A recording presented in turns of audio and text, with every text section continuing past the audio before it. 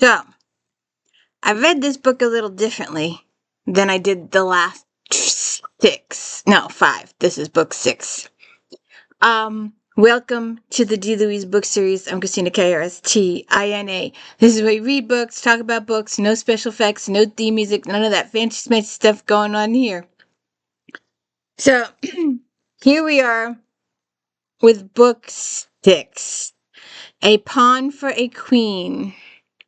An Ursula Bouchard mystery, so I got it.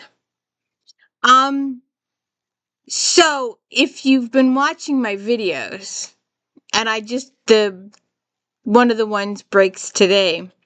When I started this series, I started with book 23.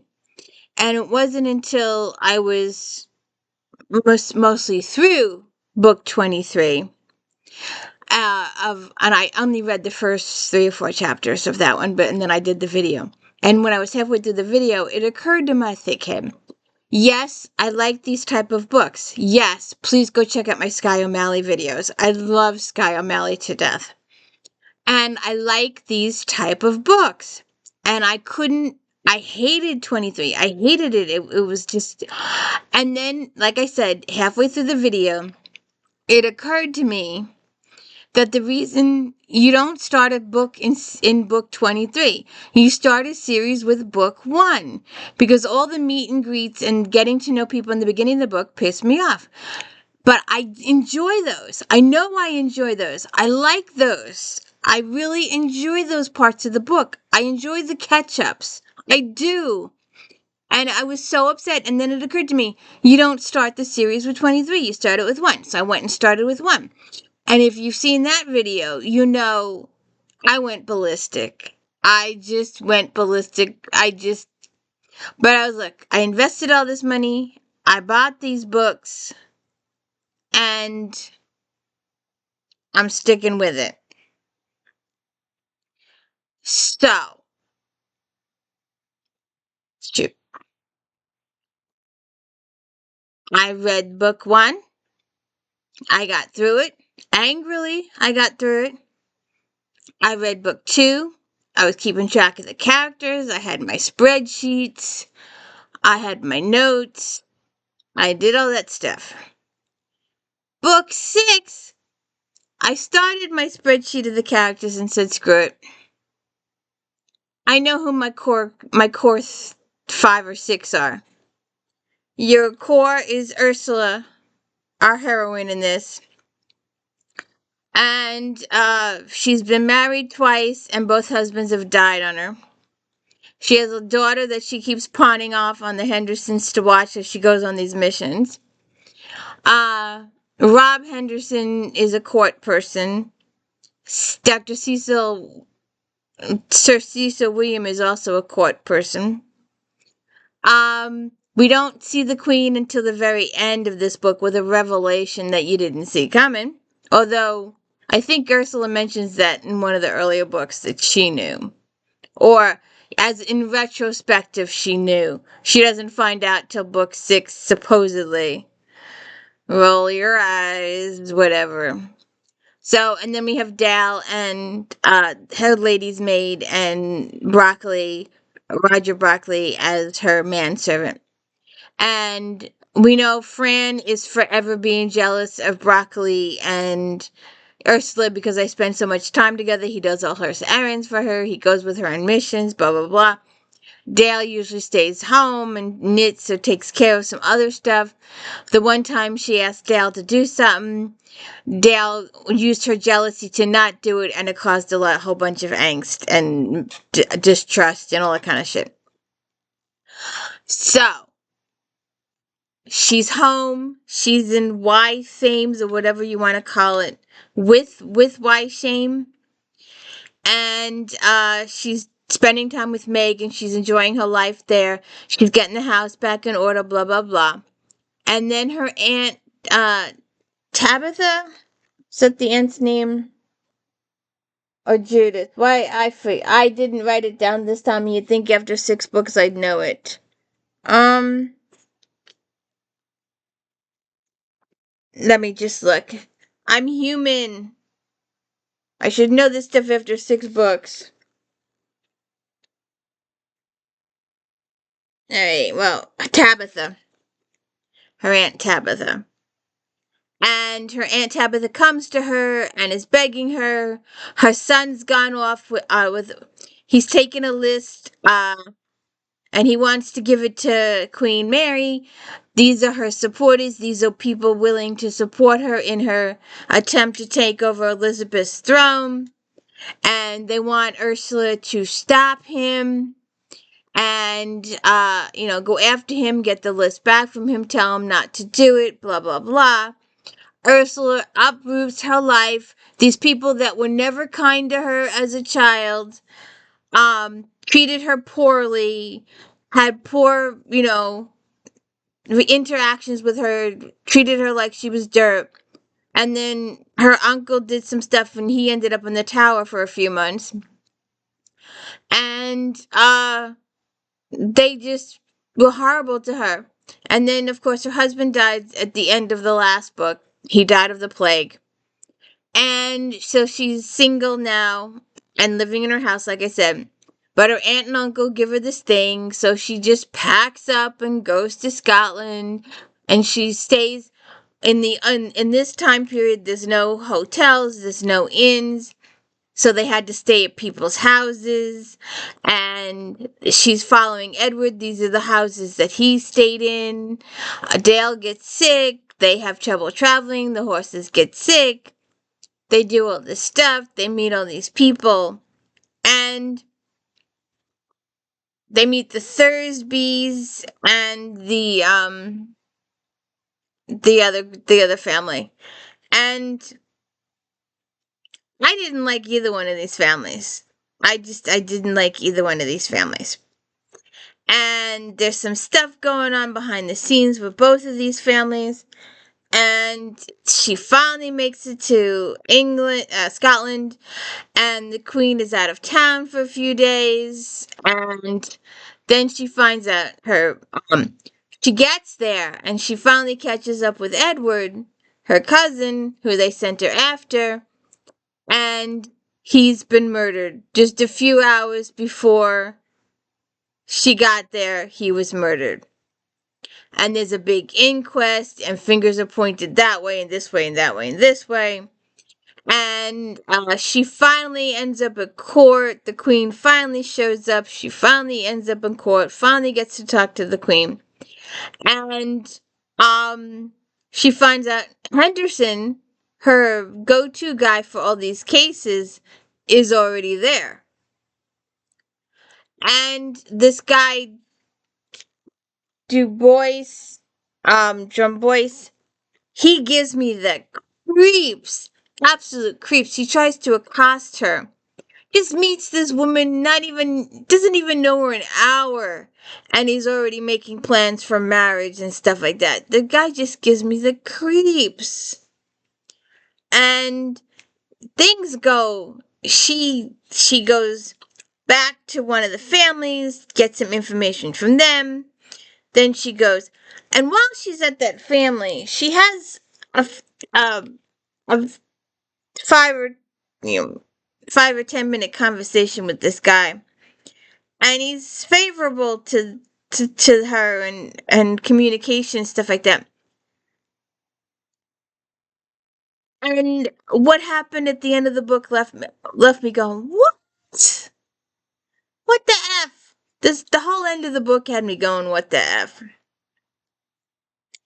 So, this huge plot, and then this creepy guy that creeped me out. He blackmails her into marriage. You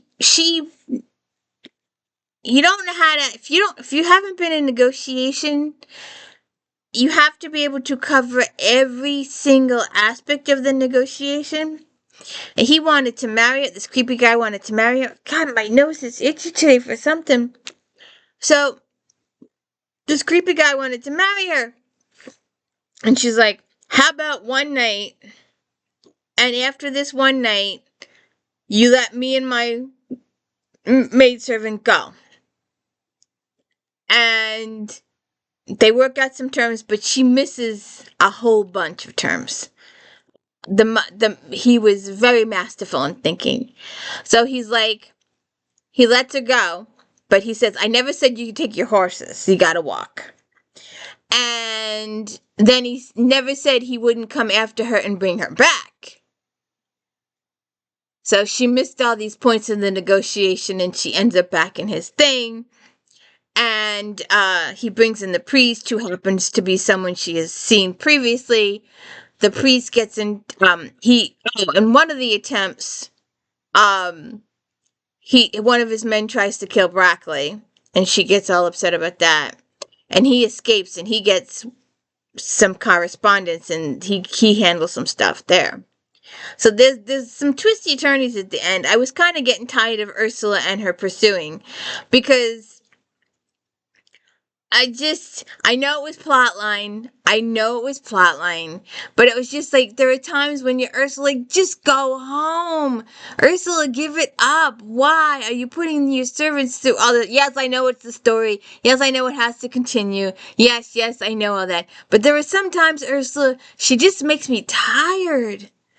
She just gets me. I'm like Fran sometimes. I just get tired of all this. She has an out, and she's like, no, I gotta do XYZ first. And ends up in a whole bunch more trouble. But I've gotta read this, because you gotta wonder, okay? The beginning of the book made no sense to me, and I'm trying to figure out if the wedding was the wedding in the middle of the book, or the one at the end of the book that hasn't actually happened yet. I was a little confused. But this book takes place in 1561, and I had to look up some stuff, and I forgot to write it down. About Mary Stuart and her history. It was interesting.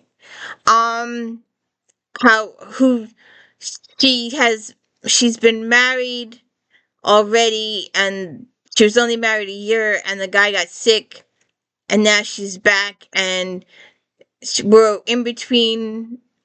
She's gonna marry the next guy in a little bit. It hasn't happened yet, so I guess we'll get to that point with Mary Stuart. But I'm so over all this religion stuff, and it's been 6 books. I know, and that's the time period. I know. But see, the prologue, I'm not sure if this is the first one or the second one. I'm thinking it's the second one. Or it might be the first one. It is my wedding day, she says. I think I made the right decision. I hope I have. My dear Fran Dale, who has been my devoted and most often harassed and exhausted tyrant for so many years, doesn't think so. Nor does her husband, Roger Broccoli, my equally devoted, though often critical manservant. They both wish I had chosen someone for whom I could feel deeply, as I did for my previous husbands, Matthew de la Roche and Gerald Blanchard. As for old Gladys, the most ancient member of my household, and most certainly the most maddening, she has presented me the love potion that she said with a fanged leer might be a help in the bedroom in case of any difficulty, mistress. So it's the second one. So we haven't seen it yet. Now that I know what the other one is. So actually, no. It would be the 4th marriage. It would be her 4th marriage. The beginning of the book is her 4th marriage. And that's giving it away a little bit, because it actually hasn't happened yet. She starts the book like I just read. And that's where the book ends. The same event. So all the events have happened prior to the prologue. The entire story has been 100% finished prior to the prologue. The prologue occurs after all of this. So, if you think about it, and as you're reading the book and the story, and you think about it, if she's in Scotland for the third marriage, the one that the guy's forcing on her. I had a paper cup, by the way, just paper cup. Then it's not this one. Because if Gladys is there, she's at home. Because Gladys doesn't go on the trip with them.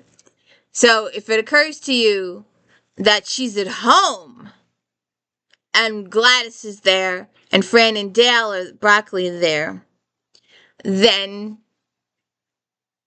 this isn't the marriage, the third marriage that's in the middle of this book isn't the one that's occurring at the end of the book.